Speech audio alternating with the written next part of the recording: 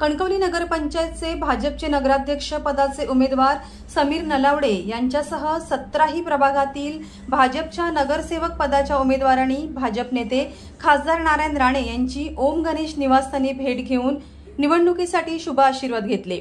यावेळी भाजपचे प्रदेशाध्यक्ष रवी चव्हाण, कॅबिनेट मंत्री तथा सिंधुदुर्गचे पालकमंत्री नितेश राणे, भाजपचे जिल्हाध्यक्ष प्रभाकर सावंत, प्रदेश उपाध्यक्ष अतुल काळसेकर, महिला जिल्हाध्यक्ष कोरगावकर आदी उपस्थित होते।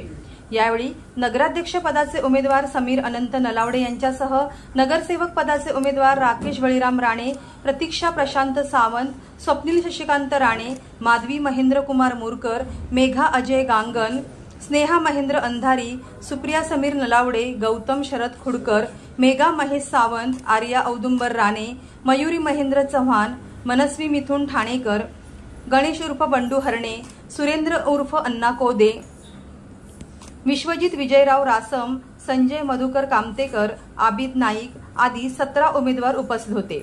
त्याचप्रमाणे भाजपचे पदाधिकारी यावेळी उपस्थित होते। Viraj Gosavi, Maharashtra live news, Sindhudurg.